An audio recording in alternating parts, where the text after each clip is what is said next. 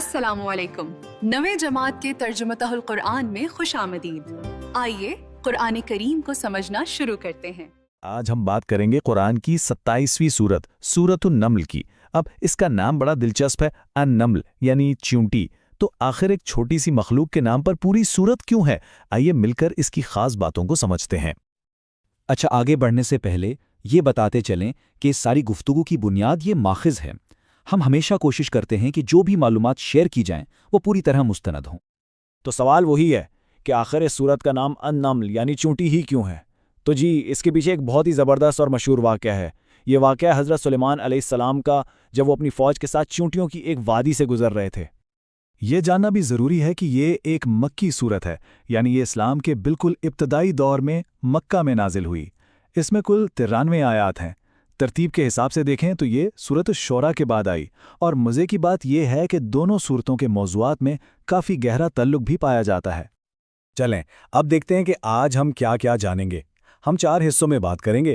سب سے پہلے تو سورت کا تعارف ہوگا، پھر ہم انبیاء کے کچھ بہت ہی دلچسپ واقعات سنیں گے، اس کے بعد سورت میں جو بنیادی عقائد بتائے گئے ہیں ان کو سمجھیں گے، اور آخر میں کچھ ایسے علمی اور عملی نکات دیکھیں گے جنہیں ہم اپنی زندگی میں اپنا سکتے ہیں۔ تو آئیے شروع کرتے ہیں پہلے حصے سے، سورۃ النمل کا تعارف۔ جیسا کہ ابھی بات ہوئی، نام تو پڑا حضرت سلیمان علیہ السلام اور چیونٹیوں کے اس مشہور واقعے پر، لیکن یہاں ایک بہت گہری بات ہے۔ سوچنے والی بات یہ ہے کہ قرآن اللہ کی سب سے چھوٹی مخلوق میں سے ایک کی بات، اس کی سمجھداری کو اتنی اہمیت دے رہا ہے۔ یہ ہمیں بھی سوچنے پہ مجبور کرتا ہے نا؟ اچھا، تعارف تو ہو گیا، اب چلتے ہیں سورت کے دوسرے اور بہت ہی دلچسپ حصے کی طرف، یعنی انبیاء کے واقعات۔ دیکھتے ہیں کہ اللہ نے کن نبیوں کے قصوں کے ذریعے ہمیں کیا سکھایا ہے۔ یہ سورت تو جیسے ایک ٹائم مشین ہے۔ اس میں ہمیں کئی بڑے انبیاء کے واقعات ملتے ہیں، جیسے حضرت موسیٰ اور فرعون کا ٹکراؤ، حضرت سلیمان کی وہ عظیم الشان سلطنت، حضرت صالح اور ان کی قوم سمود کا قصہ، اور حضرت لوط اور ان کی قوم پر آنے والے عذاب کی کہانی۔ لیکن ان سب قصوں میں سے جس ایک قصے پر سب سے زیادہ فوکس ہے وہ ہے حضرت سلیمان علیہ السلام کا۔ آپ سوچئے، اللہ نے انہیں کیا کچھ نہیں دیا تھا؟ ایک عظیم بادشاہت، زبردست طاقت، یہاں تک کہ جانوروں اور پرندوں کی بولیاں سمجھنے کا علم، اور بہت سے حیران کر دینے والے معجزات۔ ان سب کا ذکر اس سورت میں بڑے شاندار طریقے سے کیا گیا ہے۔ دیکھیں، یہ واقعات صرف کہانیاں سننے سنانے کے لیے نہیں ہیں، ان کے پیچھے بہت گہرے عقائد چھپے ہیں۔ تو اب ہم بات کریں گے اس سورت کے تیسرے حصے کی، یعنی بنیادی عقائد کی۔ دیکھتے ہیں کہ یہ سورت اسلام کے کن بنیادی اصولوں پر زور دیتی ہے۔ اس سورت کا جو سینٹرل میسج ہے نا، وہ ہے توحید، یعنی اللہ صرف ایک ہے، وہی عبادت کے لائق ہے۔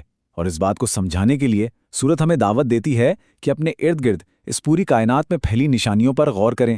اس سے اللہ کی قدرت سمجھ میں آتی ہے، اور ساتھ ہی یہ ہمیں قیامت کی حقیقت یاد دلاتی ہے کہ ایک دن آئے گا جب ہر ایک عمل کا حساب دینا ہوگا۔ تو ٹھیک ہے، ہم نے کہانیاں سن لی ہیں، عقائد بھی سمجھ لیے، لیکن اب سوال یہ ہے کہ اس کا ہماری زندگی سے کیا تعلق، ہم اسے کیسے اپنائیں؟ تو چلے اب آخری حصے کی طرف بڑھتے ہیں اور کچھ ایسے علمی اور عملی نکات دیکھتے ہیں جو یہ سورت ہمیں سکھاتی ہے۔ اور ہاں، یہ جو عملی نکات ہیں یہ بھی ہم نے براہ راست اسی ماخذ سے لیے ہیں جس کا ذکر شروع میں کیا تھا، تاکہ بات بالکل صاف اور واضح رہے۔ تو پہلا عملی قدم کیا ہے؟ 2 چیزیں، نماز قائم کرنا اور آخرت پر پکا یقین رکھنا۔ اور اس کے ساتھ ساتھ یہ سورت ہمیں حضرت سلیمان علیہ السلام کی مثال دے کر سکھاتی ہے کہ اللہ کی نعمتوں کا شکر کیسے ادا کیا جائے، اور جب بھی کوئی مشکل آئے تو بھروسہ صرف اور صرف اللہ کی ذات پر کرنا ہے۔ پھر زندگی کے 2 بہت اہم پہلوؤں پر بھی یہ سورت رہنمائی کرتی ہے۔ پہلا ہے رزق۔ یاد دہانی یہ ہے کہ رزق اللہ کی طرف سے آتا ہے، اس لیے کبھی نا امید نہیں ہونا۔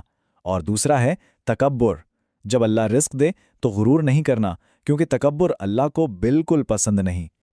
ایک اور بہت اہم بات، یہ سورت ہمیں دعوت دینے کا، یعنی اللہ کا پیغام دوسروں تک پہنچانے کا طریقہ بھی بتاتی ہے۔ اور وہ طریقہ کیا ہے؟ حکمت اور محبت، زبردستی نہیں بلکہ دانائی کے ساتھ۔ اور جب اس راستے میں مشکلیں آئیں تو ان پر ڈٹ کر صبر کرنا ہے۔ اور ان سب باتوں کے بعد ایک آخری لیکن بہت ہی طاقتور یاد دہانی۔ ہمیں یہ بتا دیا گیا ہے کہ قیامت کے دن ایک فیصلہ ہونا ہے۔ ہم اس دنیا میں جو کچھ بھی کر رہے ہیں، جو بھی اچھائی یا برائی، اس سب کا حساب کتاب ہوگا اور اس کی بنیاد پر فیصلہ سنایا جائے گا۔ یہ ایک ایسی حقیقت ہے جس سے بچا نہیں جا سکتا۔